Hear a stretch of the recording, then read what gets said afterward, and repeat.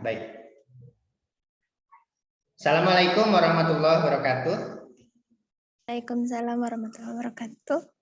Alhamdulillah pada pagi ini kita bisa bersilaturahmi via Zoom meeting dalam rangka menghadiri ujian skripsi Saudara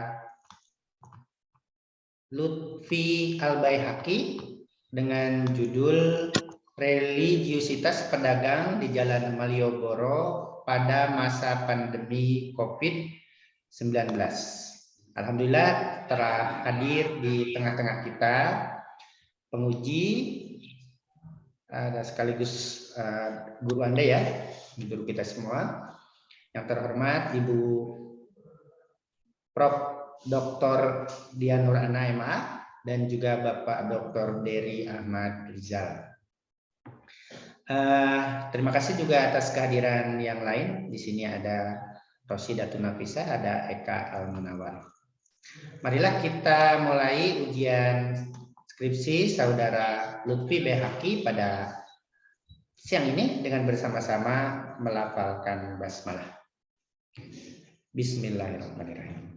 Oke, sebelum Anda menyampaikan pokok-pokok pikiran dari skripsi Anda, saya perlu bertanya beberapa hal. Apakah Anda siap mengikuti ujian ini? Sehat? Siap? Siap, Pak. Sehat, Pak. Oke, kemudian adakah daftar ralat mungkin yang ini Anda sampaikan ke tim penguji? Tidak ada, Pak. Oke. Selanjutnya saya perkenalkan tim penguji pada pagi hari ini. Saya Roni Ismail, penguji plus pembimbing. Yang kedua Bapak Dery Ahmad Rizal, penguji plus sekretaris penguji. Yang ketiga yang baru saja menghilang, penguji utama Dr. Dian Nur Ana MA plus aprodi kita. Baik, beliau sudah masuk lagi.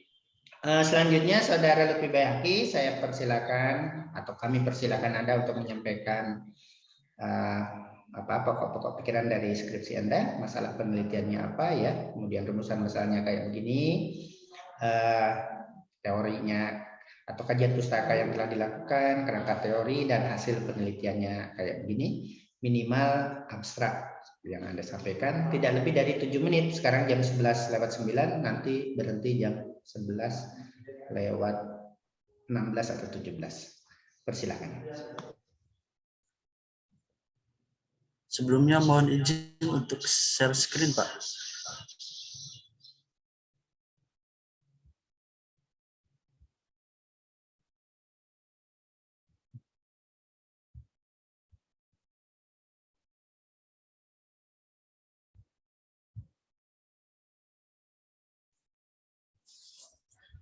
Assalamualaikum warahmatullahi wabarakatuh. Terima kasih sebelumnya untuk Bapak penguji, Bapak Roni Ismail, dan Pak Dery serta Budian untuk menyempatkan waktunya di sidang munakosyah ini. Langsung saja di sini saya langsung akan membacakan judul dulu, yaitu Religiusitas Pedagang di Jalan Malioboro pada masa pandemi COVID-19. Nah, selanjutnya saya langsung kepada latar belakang masalah.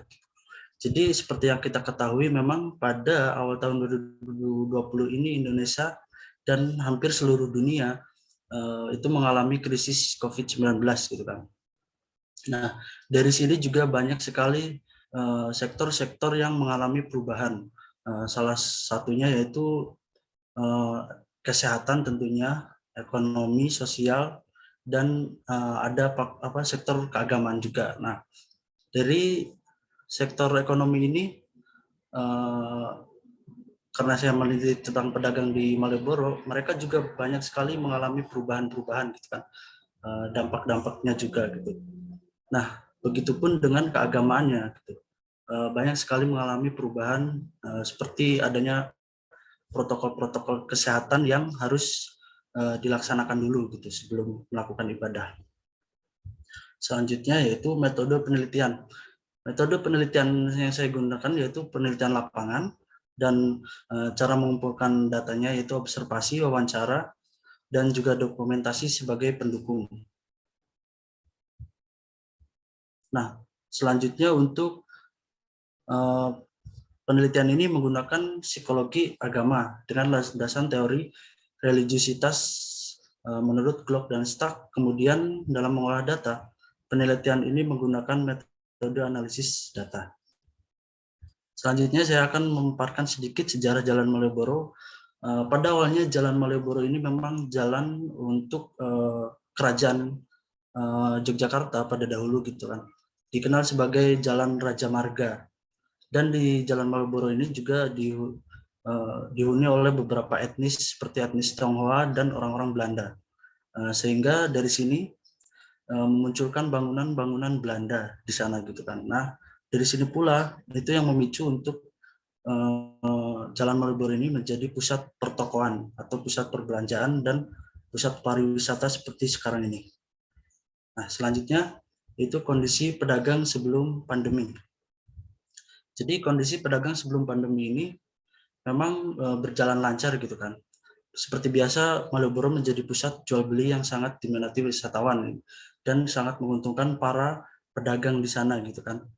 Mereka bisa mencukupi kehidupan sehari-harinya dari berjualan itu. Dan setelah pandemi ini, maksudnya masuk kepada masa pandemi ini, mereka mengaku banyak sekali mengalami perubahan-perubahan gitu kan. Mengalami banyak sekali kerugian karena memang sepinya para pembeli gitu. Dan hal ini juga berhubungan dengan kebijakan pemerintah yang memang untuk melakukan lockdown atau yang seperti kemarin PPKM, dan yang terbaru itu diperlakukannya sistem buka tutup jalan di Jalan Malioboro.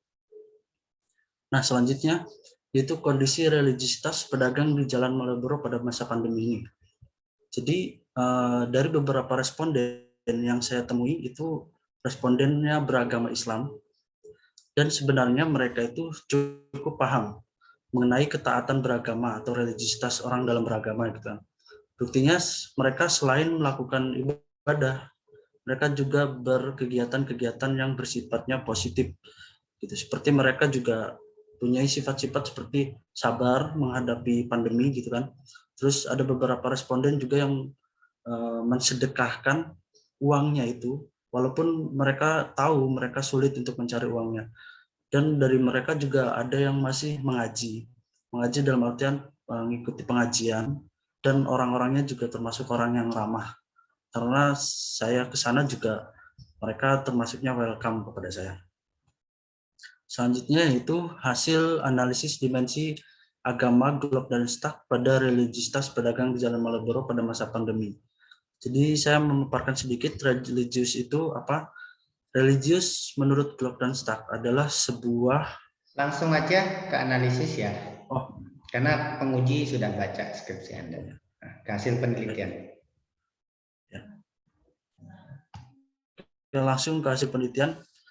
Itu pertama, dimensi keyakinan. Dimensi ini fokus membahas mengenai hal-hal yang berhubungan dengan keyakinan, yang menunjuk pada tingkat keyakinan atau keimanan seseorang terhadap kebenaran ajaran agamanya. Nah, pada tingkat pertama ini, religiusitas seseorang yang membahas dengan dimensi keyakinan dapat disimpulkan bahwa para pedagang di Jalan Malioboro itu masih meyakini Tuhan dan agamanya dan agama yang dianutnya. Dengan demikian bahwa dapat diketahui setidaknya dengan mereka memiliki fondasi yang kuat tentang keimanannya, sehingga ada kemungkinan besar bahwa mereka akan melakukan perbuatan-perbuatan lainnya seperti ritual keagamaan. Selanjutnya yaitu dimensi ritual. Dimensi ritual ini dimensi yang menunjuk pada seberapa kepatuhan seseorang dalam mengerjakan kegiatan-kegiatan yang diperintahkan oleh agamanya. Nah, dalam wawancara yang penulis temukan di sini adalah para pedagang ini tetap melakukan ibadah sholat. Bahkan para pedagang yang di dekat Masjid Jirzana itu, salah satu masjid di Malioboro itu, mereka kalau sudah mendengar adzan, mereka akan langsung bergegas untuk melaksanakan sholat, walaupun memang tidak semuanya, hanya sebagian saja. Selanjutnya itu dimensi pengalaman, dimensi yang berhubungan dengan pengalaman keagamaan, perasaan-perasaan, persepsi, dan sensasi-sensasi. Nah, pada dimensi ini memang beberapa hanya mengatakan mereka itu kalau tidak sholat tuh tidak tenang. Itu pun karena pancingan dari saya untuk menanyakan apakah ibu atau bapak kalau tidak sholat itu merasa tidak tenang atau apa. Nah, mereka menjawab kalau belum sholat itu belum tenang. Nah, itu karena memang kurangnya pengetahuan tentang pengalaman keagamaan. Mereka juga bingung untuk menjawab ini sebenarnya. Untuk selanjutnya itu dimensi pengetahuan. Dimensi ini mengacu pada harapan orang-orang yang paling tidak memiliki sejumlah minimal pengetahuan, gitu kan. Nah, dari sini dapat disimpulkan bahwa mereka itu memang masih kurang untuk pengetahuan agamanya, gitu kan. Sebagian narasumber itu mengatakan bahwa belajar agama itu hanya waktu kecil, waktu mereka kecil. Sesekali ada yang mendengarkan pengajian, dan ada beberapa narasumber juga yang tidak menyebutkan spesifik apa yang mereka pelajari pada waktu kecil itu, gitu kan. Tapi pastinya hal itu berhubungan dengan hal-hal yang mendasar seperti tata cara sholat, wudhu, dan pengetahuan tentang Tuhannya, gitu kan. Ini bisa dibuktikan dengan mereka masih melaksanakan ibadah sholat. Untuk selanjutnya itu dimensi penghayatan. Nah, dimensi ini mengacu pada identifikasi akibat-akibat keimanan, keagamaan, praktik pengalaman, dan pengetahuan. Secara singkatnya mungkin pengaplikasian dari ajaran-ajaran agama yang mereka ketahui. Nah, pada dimensi ini, para pedagang itu tidak semuanya mempunyai penghayatan yang dalam terhadap agamanya. Namun ada beberapa pedagang yang bisa dikategorikan memiliki penghayatan agama. Ini seperti masih adanya pedagang yang mensodakokan uangnya, seperti yang sudah saya tadi ucapkan, dan ada pedagang yang itu mengaplikasikan ajaran agamanya dalam keluarganya, seperti mengajak beribadah dan mengingatkan anggota keluarga yang lainnya untuk ibadah. Dan itu pun berlaku ketika pedagang itu sedang berdagang, beliau suka mengajak untuk para pedagang yang lain untuk sholat terlebih dahulu. Dimensi terakhir, dimensi konsekuensial. Nah, itu tadi Pak yang penghayatan. Ya. Oh, konsekuensial sudah? Sudah Pak. Oke, terus 1 menit lagi ya, Anda sudah lewat waktunya. Ya, kesimpulan ini. Oke. Terus pada kesimpulan yang penulis simpulkan di sini, ada sebagian orang yang memang masuk kriteria orang yang religius, dan ada juga yang masuk kriteria orang tidak religius. Pada beberapa responden yang ini, sebagian itu memiliki kriteria. Ada yang paham tentang agamanya, ada yang juga hanya percaya Tuhannya, namun tidak beribadah secara konsisten, dan ada beberapa responden juga yang hanya melakukan ritual keagamaan seperti ibadah.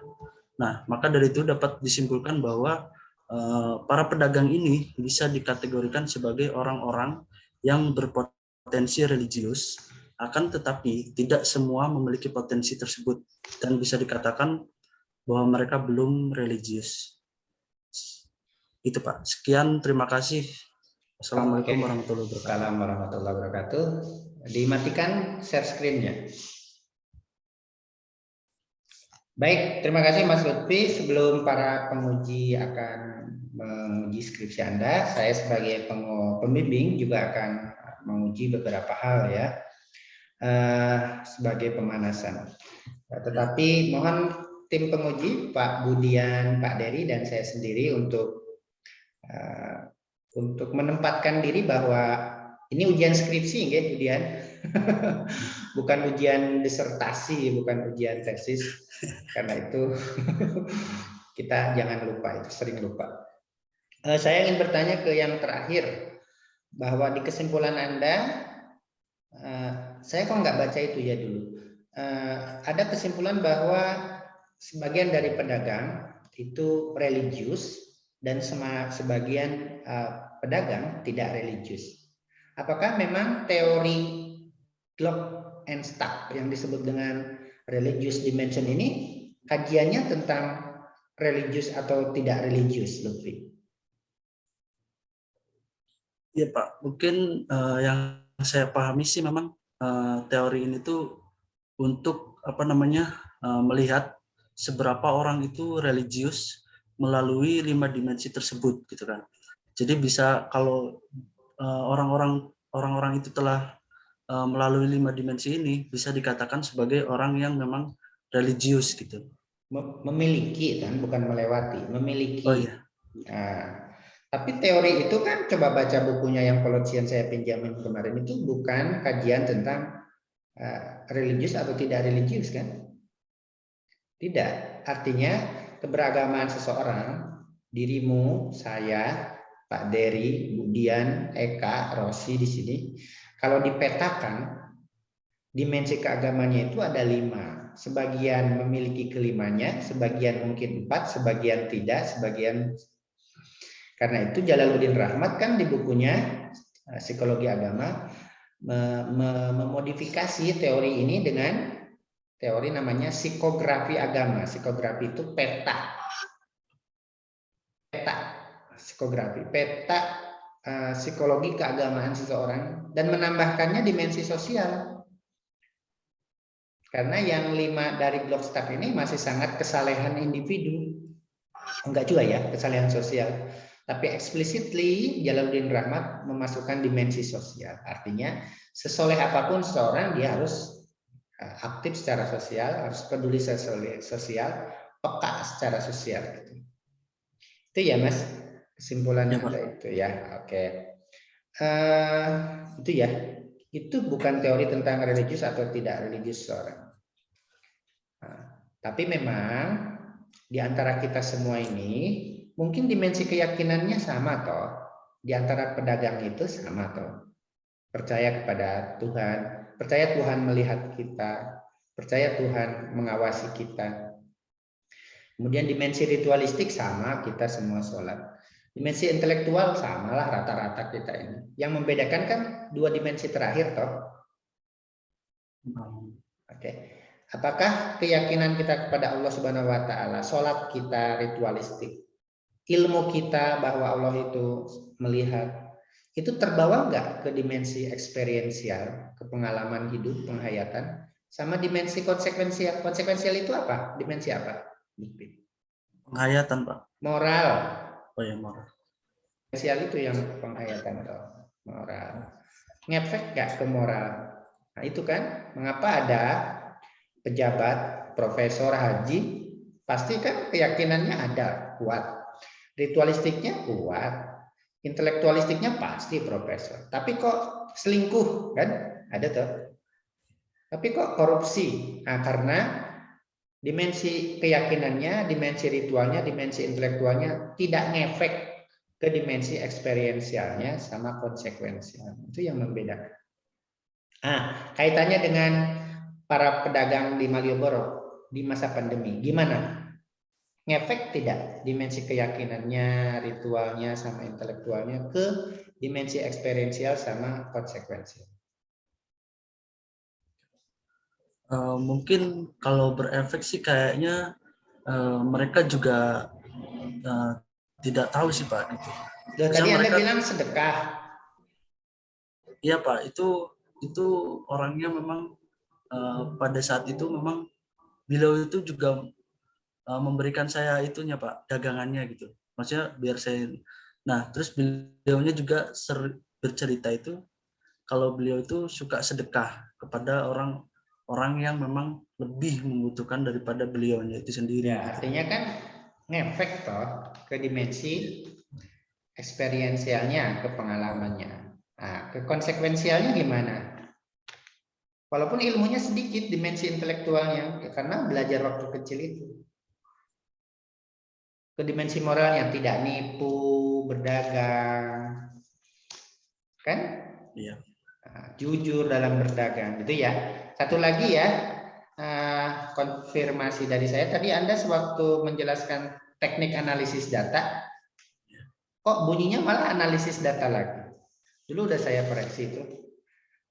Saya minta dulu ganti deskriptif analitik ya, karena S1 ya.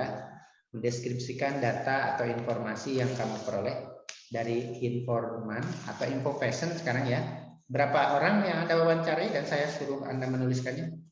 7 orang Pak. 7 orang, Muslim semua ya? Muslim semua. Kenapa tidak ada yang non Muslim? Apa di situ semua Muslim pedagangnya? Saya sih tidak menemukan yang beragama non Islam Pak. Oh, seharusnya ada ya, karena di Iya, situ ada seharusnya ada. paguyuban pedagangnya. Iya. Baik, itu pemanasan 2 atau 3 pertanyaan dari saya. Selanjutnya saya persilakan pada yang terhormat, siapa dulu? Mungkin Bu Dr. Dianwar Ana dulu untuk menguji saudara Lutfi Baihaqi ini. Persilakan Ibu Dian sepuasnya. Feel free. Terima kasih Pak Roni Ismail. Saya Profesor Dr. Roni Ismail gitu ya. Aduh ya Allah, saya disebut profesor tadi ya. Terima kasih doanya Pak. Oke, baik. Sehat ya Mas Lutfi Al-Baihaqi. Sehat Bu, alhamdulillah Bu. Alhamdulillahirabbil alamin. Saya ucapkan selamat ya ketemu saya di ujian skripsi ini ya. Iya, Bu. Lama sekali nggak ketemu. Saya mau bertanya, kekasih Anda itu siapa? Saya kepo pokoknya. Ini nggak disebut loh Pak, tapi disebut di situ kekasih gitu ya. Kasih setia gitu. Dia langsung tertinggal. Ada di grup ini ya? Ada Oh ada Mbak Eka kok. bukan. Oh bukan. Di sini apa? Rosi. Oh alah ya. Selamat ya Mbak Rosi ya. Saya jadi tahu itu seperti saksi sejarah gitu. Kalau ada 2 pasangan juga di kelas itu nembak Pak Roni. Jadi saya saksinya hari itu pas ngajar komunikasi ya. Ini Mas Lutfi ya, semoga dilancarkan. Kalau bisa disebut ya, meskipun itu rawan ya. Nanti kalau nggak jadi gimana gitu. Ya sudah terserah Anda ya. Semoga langgenglah sampai nikah gitu ya. Iya, Bu. Kemudian nanti nggak berhenti kegembiraan ya. Yang kedua, orang tua mama, papahnya siapa namanya? Orang tua Bapak itu namanya Bapak Ahmad, Ya, Ibu almarhumah Ibu Yati, ya. terus kalau Ibu sambung Ibu Rani. Oke, baik. Alangkah baiknya Anda tulis ya, karena kapan lagi Anda ingin mengharumkan nama beliau, dipajang di perpus, di-download banyak orang. Hanya itu yang Anda berikan ya, Anda sebut ya. Kalau kekasih masih tanda tanya lah, kalau sudah nikah baru berarti. Tapi kalau orang tua wajib lah gitu ya, disebutkan Iya, ya. Bu. Baik, sebelum ujian ya itu pemanasan dulu ya. Baik, terkait judul Anda, religiusitas pedagang di Jalan Malioboro ya, pada masa pandemi COVID-19. Saya mau tanya ini, pedagang di sana jumlahnya berapa? Untuk jumlahnya mungkin pada waktu saya wawancara itu kan masih sepi Bu. Jadi sebagian orang tuh masih pada tidak berjualan gitu. Mungkin kalau sekarang sih udah ramai lagi. Jadi kalau jumlah pastinya saya tidak tahu sih Bu. Oke. Anda nggak nanya di daerah sana, misalnya tukang parkir atau pendataan gitu terkait jumlah pedagang. Karena itu juga akan memberikan warna baru ya.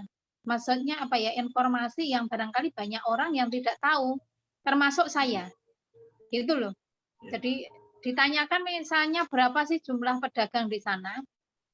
Kalau seandainya ada kan alangkah bagusnya. Misalnya sebelum pandemi jumlahnya sekian.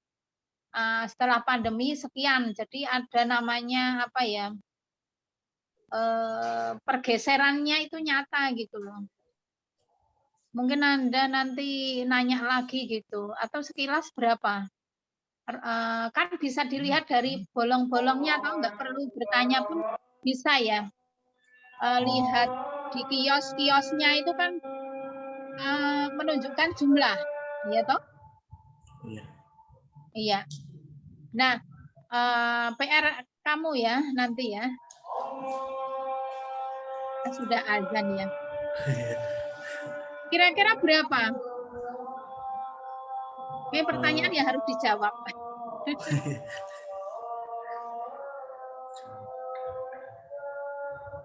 Kira-kira. Mungkin untuk kira-kira ada sekitar 150 pedagang mungkin ya. Oke, hari ini ya 150 pedagang. Oke, baik. Kemudian Anda hanya mewawancari 7, gitu kan? Hello. Iya, Bu. Minimal Anda kurang 6 ya. Ya, kalau itu memang kuantitatif, tapi itu haknya Anda ya. 7 itu nggak apa-apa, asalkan itu mendalam dan sebagainya. Baik, yang Anda wawancarai itu pedagang apa? Eh, Pedagangnya itu dari pedagang aksesoris, ada pedagang mainan, kalau nggak salah 2 orang, terus pedagang asongan seperti gorengan sama minuman ada 2 orang juga, terus yang 2 orangnya pedagang baju Baju. kaki Kenapa kok lima, nggak ada yang kelontong? yang kelontong di toko gitu ya, Bu. Ya, Itu kenapa saya hanya itu? saya juga waktu itu gimana ya, mau masuk ke toko yang udah pertokoan gitu agak ini sih, Bu. Maksudnya agak sungkan untuk ini. Pedagang berambang, bawang gitu, maksudnya kelontong itu. Oh, Tahu nggak sih kelontong? iya. Kelontong itu loh, Lombok, lombok. Enggak, mama. Enggak iya, sih, Bu, kalau itu, Bu. enggak. Oh ya, Enggak, Bu. karena dari yang saya lihat ya, aksesoris, mainan, asongan, baju sudah dianalisis ya sekilas bahwa banyak sekali waktu luang ya. Dia biasanya kan gitu toh aksesoris, apakah banyak sekali gitu ya yang beli. Kalau misalnya kelontong kan selalu banyak yang beli ya, karena itu kebutuhan pokok gitu loh. Paham enggak?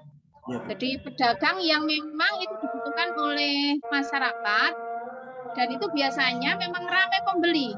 Nah, bagaimana sih pengaruh gitu kan religiositas pada masa pas ramai pembeli? Apakah dia rajin? Kemudian setelah ada pandemi, bagaimana? Nah, saya karena hanya sebatas ini ya, aksesoris, mainan, asongan, baju, memilih pedagang jenis ini, alasannya apa? Eh, Alasannya memang yang pertama karena mudah untuk diwawancari dan dijumpai gitu loh, Bu. Jadi untuk kayak pedagang makanan dan lain-lain itu memang ada juga yang jualan gudeg dan lain semacamnya, itu memang masih belum pada buka, Bu, pada waktu itu memang. Oh, alasannya gitu ya. Iya, Baik, soalnya iya. Saya sambil nunggu azan selesai ya. Ini suaranya biar selesai. Dilama-lamain terkait itu ya. Baik. Selanjutnya, latar belakangnya Anda meneliti ini apa sebetulnya? Permasalahan yang sesungguhnya itu apa? Apakah ingin memastikan bahwa pedagang ini harusnya misalnya tertib, ternyata enggak, atau bagaimana sih alasannya? sebenarnya alasannya memang pertama saya ingin melihat bagaimana kondisi mereka itu pada waktu pandemi ini gitu, Bu. Seperti yang saya lihat di TV, di berita gitu kan, mereka tuh kesusahan dan mereka banyak sekali mengeluh karena banyaknya kebijakan-kebijakan yang mungkin itu merugikan mereka gitu. Nah, dari situ saya ingin meneliti gitu, apakah ada, kalau pengaruh ekonomi pasti itu terjadi gitu. Nah, apakah memang ada pengaruh-pengaruh keagamaan juga yang membuat perubahan-perubahan itu terjadi gitu, Bu. Makanya saya meneliti para pedagang di Jalan Malioboro, Bu. Apa Anda pedagang juga di sana? Bukan, Bu. Saudara di sana? Enggak ada juga, Bu. Enggak ada. Oke, baik. Pembeli di sana? Iya. Nah, karena saya nanya begitu, karena ingin memastikan saja. Yang Anda lihat kan pedagangnya ya. Oke, bagus, itu sudah menunjukkan bahwa orangnya selalu di situ gitu. Lalu untuk mengukur bahwa tingkat religiusitas gitu kan, untuk mengukur dimensi sampai teori blok itu ya, STAR Anda gunakan ini. Terus tunjukkan pada saya bahwa penelitian Anda itu memang benar-benar valid, kemudian hasilnya bisa dipertanggungjawabkan. Itu di mana? Kalau itu mungkin ada di bab 3 sama bab 4. Saya cantumkan beberapa percakapan narasumber bersama saya. Terus ada juga beberapa dokumentasi di lampiran yang menunjukkan bahwa saya memang berangkat ke sana dan mewawancarai mereka. Terus untuk file audio memang masih ada di saya, Bu. Ya. Tidak saya Anda temukan. meneliti berapa hari? Sekitar 5 hari, cuma itu hari Kamis sama Sabtu kalau nggak salah, Bu. Kamis, Sabtu. Terus Ya. berapa jam pengamatan yang Anda lakukan? Itu dari sekitar jam 9 sampai jam 2 siang. Dengan 4 jam ini sudah bisa mengukur benar-benar dia misalnya ya, dimensi pertama itu apa? Keyakinan misalnya. Keyakinan. Betul, sudah kata-katanya sesuai atau enggak gitu? Selama 5 hari itu pertanyaannya beda-beda piye ini? Kalau pertanyaannya itu sama sih, Bu. Jadi sudah saya buatkan draft pertanyaannya gitu kan. Nah, untuk itunya saya juga melihat beberapa orang yang setelah saya wawancara itu memang pas waktu adzan itu, pas saya penelitian di hari yang kedua, di hari Sabtu itu. Nah, itu yang pengen saya mau tanya. Kapan Anda meneliti gitu ya? Nah, kalau untuk meneliti keberagamaan dan sebagainya, misalnya ketaatan, praktek gitu kan, harusnya Anda memilih jam-jam sholat dan sebagainya. Nah, itu ya. Nah, dari 7 ini, kira-kira berapa orang yang ya kalau yakin semua yakin gitu katanya ya. Yang kedua prakteknya. Berapa orang dari yang 7 ini melakukan sholat yang gitu? saya lihat tuh yang pada waktu saya wawancara pedagang minuman itu pada waktu jam 11-an lebih 45 menitan itu, jadi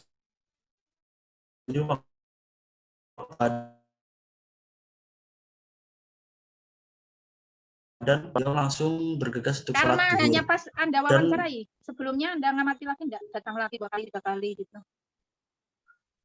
Yang itu saya tidak sebut. Terus ada pedagang yang kedua, itu pedagang aksesoris.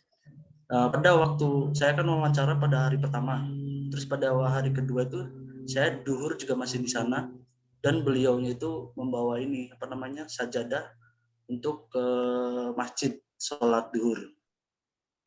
Yang asongan gimana? Yang asongan itu ibu-ibu itu, beliau sih mengatakannya begitu, tapi saya tidak melihat langsung kalau ibunya ritual peribadatan. Gimana ini cara mengukur dia betul-betul sholat dan sebagainya? Atau kau untit gitu? Sholat zuhur kan? Dari jam berapa ke berapa tadi kalau di sana? Saya di sana dari jam 9 sampai jam 2 siang. Nah, enggak, pedagangnya itu dari jam berapa sampai berapa? Oh, pedagangnya dari jam 8 sampai jam 8 malam lagi pada waktu itu. Nah, ini kan jadi perlu ada penelitian lebih lanjut, intensitas Anda untuk meneliti. Kalau seandainya itu memang betul-betul Anda meneliti, misalnya Anda jadi pedagang juga di sana, jadi makom di sana, meneliti betul-betul religiusitas di sana gitu kan, mengamati dia sholat, apa dia jujur, timbangannya seperti apa dan sebagainya. Mungkin perlu ada apa ya, waktu khusus gitu loh Mas, seharian gitu Anda tidur di sana. Maaf, kekasihnya terlupakan ya. Maksudnya benar-benar meneliti gitu loh, nggak hanya pas Anda wawancarai, bisa jadi ketika Anda wawancari karena mau diwawancari mahasiswa UIN, maka dia rajin-rajin gitu kan. Maka perlu adanya survei, apa ya istilahnya Anda di metodologi penelitian ditambah ya. Jadi untuk meneliti keabsahan datanya Anda itu sudah beberapa kali meneliti dari pagi, siang, sore misalnya ya. Jawabannya sama dan Anda lihat observasinya gitu kan. Dari 7 orang itu saja kan. Dilihat sambil ketok memang melaku kan nggak apa sama Anda toh. Kalau saya rasa itu ya mungkin perlu ada apa ya, meyakinkan saya bahwa hasil penelitian Anda itu benar-benar gitu. Ya. Ini kok baru judul lorong ke dalam ini gimana ini? Baik, yang kedua terkait perumusan masalah. Ini bedanya perumusan masalah 1 dan 2 itu apa? Kan yang pertama itu bagaimana religiusitas para pedagang di Jalan Malioboro. Kemudian bagaimana analisis dimensi agama Glock and Star pada religiusitas pedagang di Jalan Malioboro. Ini gimana ini? Yang pertama itu mungkin yang di bab 3 itu saya hanya menjelaskan secara umum tentang gambaran Ini religiusitas. perumusannya Mas, perumusannya. Apa bedanya 1 dan 2? Terus jawabannya seperti apa? Dan kalau yang 1 itu lebih umum, Bu. Kalau yang kedua itu saya lebih spesifik lagi, terus menganalisis jawaban-jawaban dari responden itu melalui ini Bu, analisis dari Glock dan Stark 5 dimensi tersebut. Itu logika Anda ya. Tapi kalau saya memandang kok kayaknya sama ya, 1 dan 2 itu. Tapi mungkin kalau ini pendapat saya dengan keterbatasan ya, itu kayaknya hampir sama 1 dan 2. Mungkin apakah bisa misalnya pertama religiusitas sebelum pandemi, setelah pandemi gitu loh. Jadi jelas dipisahkan. Gitu. Akan lebih enak begitu karena hampir sama toh yang Anda lihat kan dimensi keberagamaannya toh, dimensi religiusitasnya pedagang di sana kan. Kalau itu masukan saya ya terkait ini. Tapi kalau sudah terlanjur itu ya nanti saya akan lihat jawabannya apakah sesuai atau enggak. Jawabannya di kesimpulan toh. Lihat dulu. Kok cepat sekali ya Pak Ketua? Maaf. Waktunya cepat sekali. Ya, 15 menit lagi. Oke, boleh ya. Oke. Jawabannya mana ini? Wah banget kesimpulan di kesimpulan tuh. Mana ini? Yang terakhir Bu, di kesimpulan Ya, yang apa? terakhir. Tadi kan saya bilang kesimpulannya apa? Religiusitasnya bagaimana, kemudian pakai Glock and Star seperti apa? Kesimpulannya memang mereka itu bisa disimpulkan bahwa mereka bisa dikategorikan sebagai orang-orang yang memiliki potensi religius gitu Bu. Namun mereka memang belum bisa dikatakan sebagai orang yang religius karena memang dari beberapa responden itu mereka ada satu responden yang memang mengakui bahwa beliau itu tidak sholat gitu.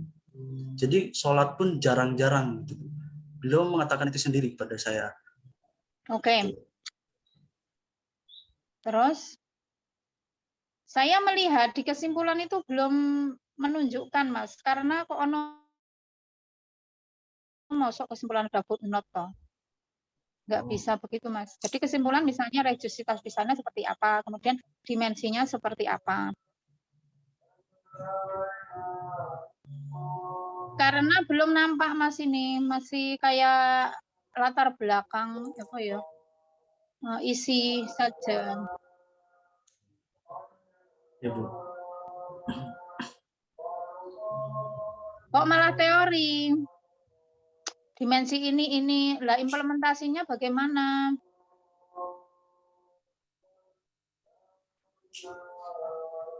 Jadi saya merasa bahwa Anda belum menjawab perumusan masalahnya.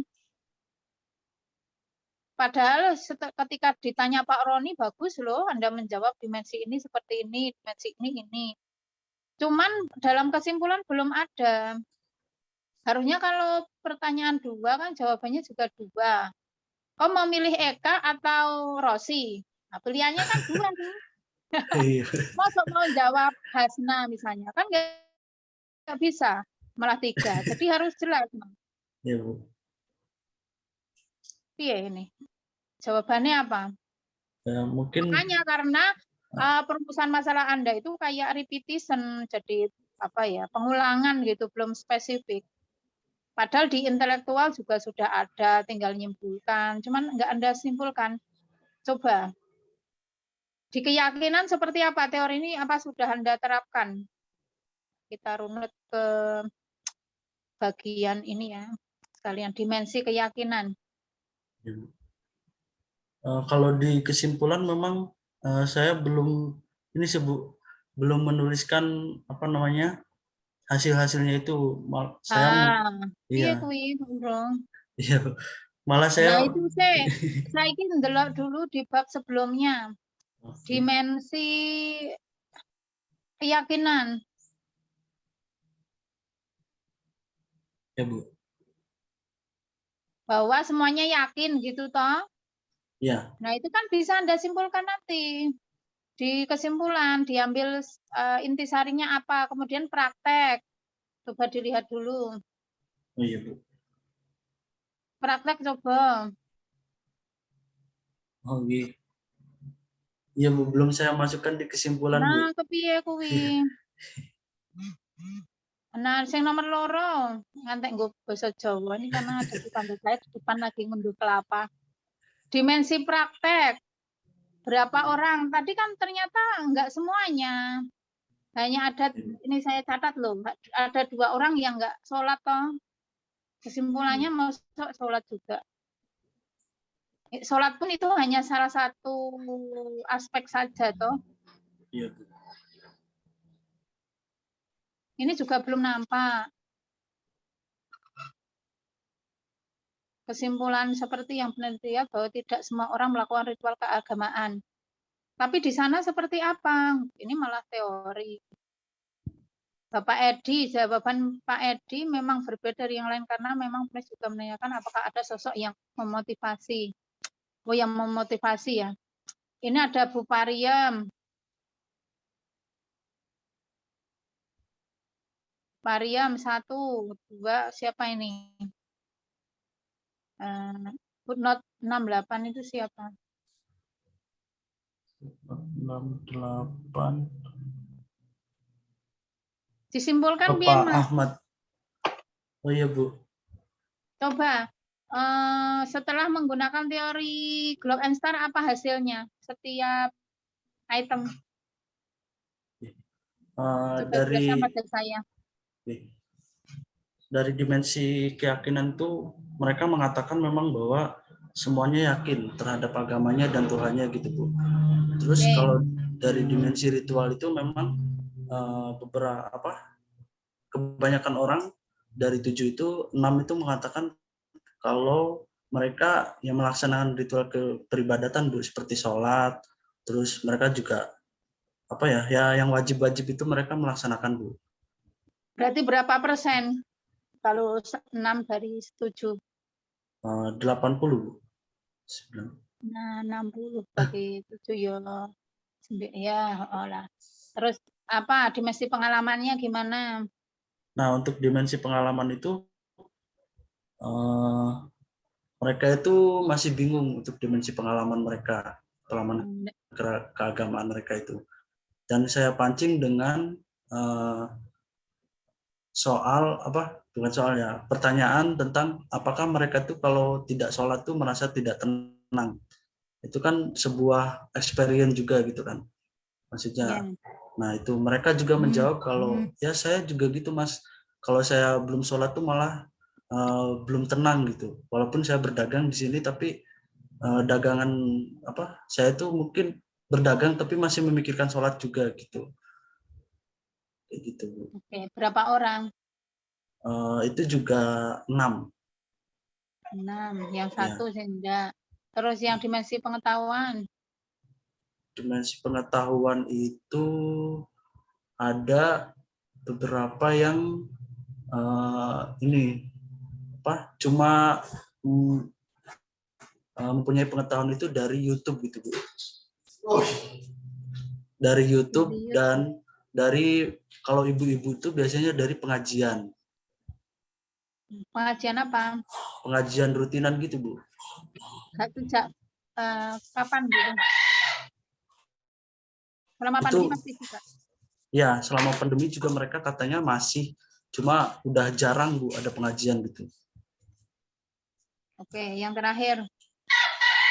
Kalau yang terakhir penghayatan itu cuma ada 2 orang yang mengatakan bahwa mereka itu pengaplikasian ajaran agama itu salah satunya bersedekah, dan juga satunya lagi mereka di dalam keluarganya itu si kepala keluarga ini mengajak anggota keluarga yang lainnya untuk sholat. Nah, dari melihat begitu kesimpulanmu terhadap religiositas pedagang di sana seperti apa? Dari kesimpulannya yaitu mereka itu bisa dikategorikan sebagai orang-orang yang mempunyai potensi religius, Bu. Gitu. Menjadi orang yang religius gitu, memiliki potensi tersebut sebenarnya. Namun memang pada penelitian ini yang saya temui memang mereka kalau dikategorikan belum religius juga bisa, Bu, karena mereka dari beberapa dimensi itu masih banyak kekurangannya, Bu. Jadi kalau masih banyak kekurangannya, apakah itu religiositasnya tinggi gitu? Tidak, Bu. Nah, apa yang Anda sampaikan itu adalah wujud dari analisis, Mas. Ya, catat iya, Bu. ya. Ya, Bu. Jadi kelemahan dari skripsi Anda itu Anda kurang analisis, mengolah gitu ya. Maaf, ayamnya masuk ya. Ya, Jadi Bu. mengolah gitu bahan-bahan yang sudah Anda dapatkan, eman-eman kalau nggak Anda ulas gitu, Mas. Ya, Bu. Jadi hal ini tak lihat karena di analisis data itu Anda belum tajam. Bahwa data ini kemudian Anda apain, kemudian masukkan Pak Roni tadi dideskripsikan, dianalisis atau apa, itu kurang. Jadi di analisis data itu lemah sehingga hasilnya pun jadi kayak gini gitu. Intinya Anda harus setelah ini Anda harus bekerja ya 1 hari atau 2 hari untuk menyimpulkan karena Anda kan sudah ada bahannya. Ya, Bu. Tinggal meramu gitu kan sudah didampingi kekasih juga. Nah, perlu ada motivasi tersendiri ya biar cepat lulus dan saya sarjana Dek ya gitu ya. Gitu ya. Baik, saya Ya, Bu. tidak bisa mengecek footnote Pak Ketua Sidang karena dari HP, jadi footnote-nya benar atau enggak, yang jelas ketika Anda meneliti, asalkan Anda itu menerapkan teori sudah selesai ya, itu tingkat S1 ya. Saya selalu bilang begitu meskipun nggak perlu Anda menemukan teori baru karena itu untuk S3. Jadi Anda sudah menerapkan teori aja sudah bagus gitu ya. Dan hasilnya terwujud dalam kesimpulan dan itu juga harusnya ada dalam abstrak karena di abstrak Anda itu juga belum bunyi hasil penelitian. Seolah-olah Anda cuma ini sedikit. benar-benar mau cepet kawin ini, kok cepet banget ya. Kurang analisis gitu. Baik, saya serahkan kepada Ketua Sidang. Mohon maaf agak kelamaan. Baik, terima kasih Bu Dian. Sekarang jam 11.56 Pak Dery. Jam 12.30 kita ngajar. Poin-poinnya rumusan masalah ditambahkan ya Mas Lutfi. Kemudian kesimpulan Anda belum sesuaikan dengan rumusan masalah. Kemudian analisis data pastikan sesuai dengan teori itu ya Mas. Sebetulnya sudah. Dan di abstrak juga Anda sempurnakan. Monggo Pak Dery jam 11.56 nih. Saya serahkan ke panjenengan monggo secukupnya. Baik, terima kasih Pak Roni selaku Ketua Sidang dan saya mulai Saya ucapkan selamat kepada Mas Monggo. Muhammad Lutfi Ya, Pak. Terima kasih, selesai Pak. menuliskan skripsi ataupun tugas akhirnya. Tadi sudah banyak dibedah sama Budian ya sebenarnya. Dikupas habis sudah sama Budian. Ya, mengenai religiusitas di Jalan Malioboro, jadi saya teringat memang banyak saudara saya juga jualan di sana sebenarnya. Orang-orang Padang, Pak. Sebagian orang-orang Padang pada jualan di sana. Kalau dikatakan istilahnya berarti menjajah secara halus gitu ya. Oke, mengenai religiusitas tadi sempat disinggung Budian mengenai berapa sih pedagang di sana dan sebagainya gitu Mas ya. Sepintas memang saya baca mengenai religiusitas memang keyakinan, kemudian jenengan di bab 2 gambaran umum kalau tadi Budian menyinggung berapa pedagangnya di sana, kemudian dari saya ada tidak jumlah persentase ataupun jumlah statistik dari agama yang mereka yakini. Artinya ini kan membahas religiusitas gitu ya. Berarti yang beragama Islam berapa mungkin atau data secara umumnya bisa didapatkan atau tidak di sana gitu. Saya menyinggung ke itu misalnya religiusitas ke penganut data penganut agama itu saja sih Mas di gambaran umum. Kemudian yang kedua, sekaligus terakhir mungkin ya, ini yang menjadi saya diskusi sama teman-teman juga sebenarnya di kesimpulan jenengan itu ada hal yang sedikit mengganjal di saya sebenarnya.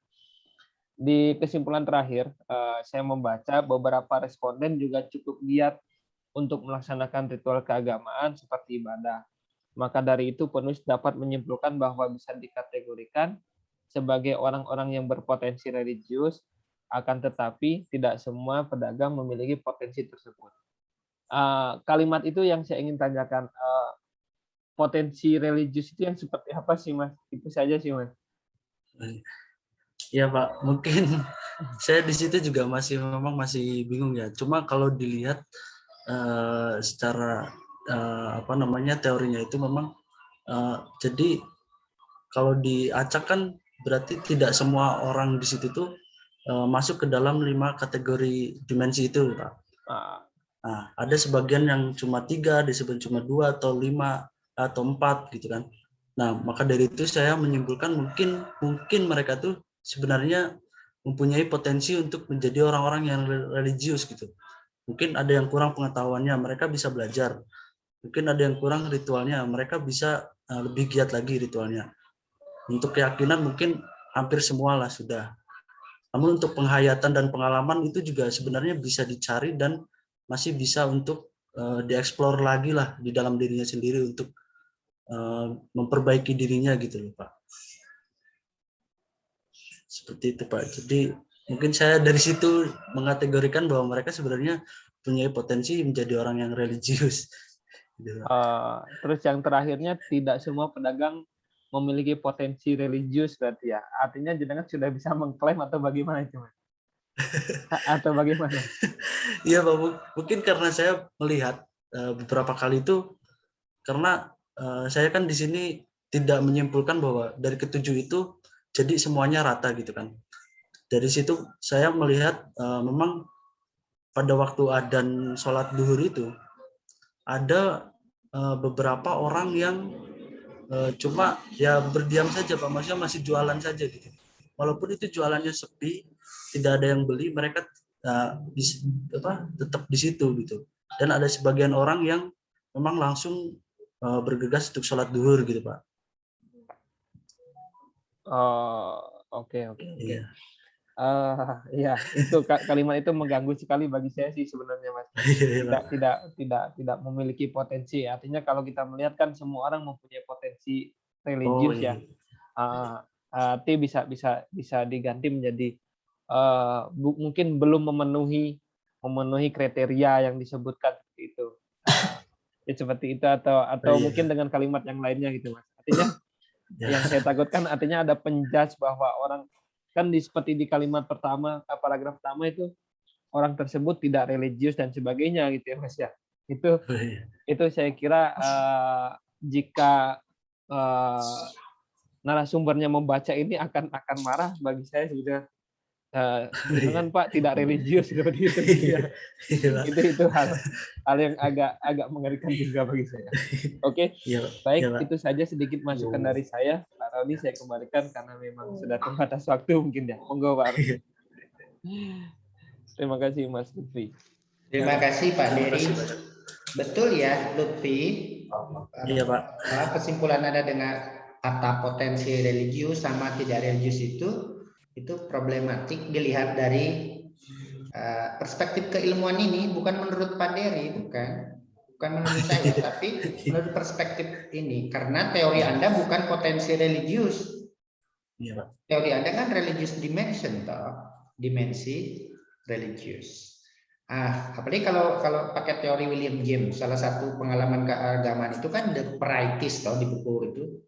Artinya tidak usah Anda ingin tampak orang Islami itu ingin seperti Pak Dery, ingin seperti Budian, ingin seperti tidak usah. Anda dalam diri Anda saja. The practice itu salah satu William James ya. Jadi bukan menurut Pak Dery, tapi bukan menurut saya, tapi dari perspektif keilmuan itu peneliti nggak boleh begitu menjudge seperti itu. Oh iya. Teori si ini memiliki 5 dimensi, cukup itu, karena begini si ini hanya memiliki 3 dimensi, itu aja. Sampai tidak religius, sampai religius saya sudah cut dari awal tadi, itu tidak. Oke. Catatan yang bagus sekali.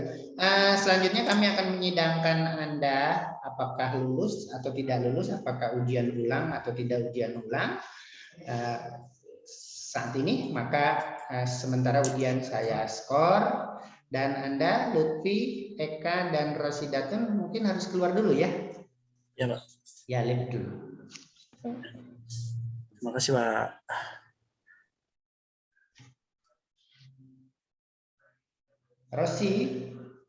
Rosinya masih nongkrong. Monggo Budian, feel free aja, nggak usah, nggak enak. Kalau saya kan penguji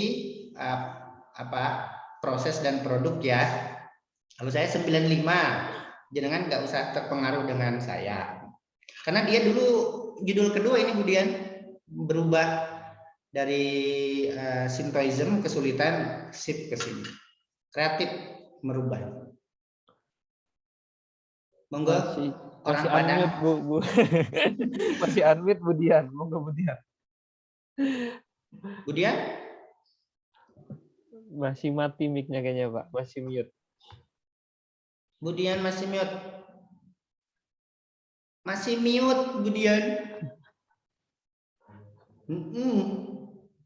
Pun ya Allah, saya nggak masuk. Hanya mulutnya aja yang bergerak-gerak. Iya. Bergerak ya mulutnya. Baik, skor kita cabut ya. Terima kasih Bu Dian dan Pak Dery atas segala masukannya dan nilainya tentu, karena dengan nilai-nilai mereka Anda dinyatakan lulus di ujian skripsi ini dengan nilai 92 atau amin. Dengan nilai ini apakah Anda menerima nilai ini atau ingin nilai 100 dengan ujian ulang? Menerima Pak. Menerima ya. Jadi sudah perlu lulus. Oke, dengan demikian Anda kalau sudah yudisium nanti berhak mendapat gelar SAG, Sarjana Agama Muhammad Lutfi Al-Baihaqi SAG, menikah dengan titik-titik Rosi. Oke. Ya, tentu saya, Pak Dery, Budian, semua dosen SAA senang dengan kelulusan Anda ini. Mengucapkan selamat setinggi-tingginya. Apalagi Anda ini kan judul kedua ya, judul mentok di Shintoism. Terus Anda secara kreatif shifting ke tema ini dan Anda berhasil menyelesaikannya. Oke, dengan kalau udah yudisium nanti juga Anda berhak untuk melanjutkan studi di S2 di kampus manapun. Tentu kami sebagai dosen SAA support Anda untuk S2 di SAA juga ya, di atas itu. Untuk kabarkan kabar berita gembira ini Anda sudah lulus ke orang-orang terdekat Anda ya, ke kedua orang tua Anda, ke calon Anda, ke siapapun, ke teman-teman Anda, dan tentu Anda harus bersyukur betul ya. Ya, Pak. Karena tidak semua orang bisa sarjana. Ya. Dan terakhir, tentu saya banyak kekurangannya dalam membimbing ini. Nanti slow respon atau desak-desak Anda, kadang slow respon ya tergantung kesibukan di prodi ya Bu Dian ya. Ya, Pak. Oke. Terakhir pula Anda selanjutnya berhubungan secara intens dengan Bu Dian Nurana dan Pak Dery Ahmad Rizal untuk menyempurnakan skripsi Anda. Dengan saya sudah selesai ya dengan segala kelebihan dan kekurangannya. Ya, Pak. Terima kasih sekali lagi Bu Dr. Dian Nurana, insya Allah sebentar lagi profesor, nggih. Bapak Dery Ahmad Rizal, insya Allah juga dokter, sebentar lagi kita berdoa bersama. Marilah kita tutup dengan bersama-sama melafalkan hamdalah. Alhamdulillahirabbil alamin. Selamat. Assalamualaikum warahmatullahi wabarakatuh. Waalaikumsalam warahmatullahi wabarakatuh. Selamat ya Mas.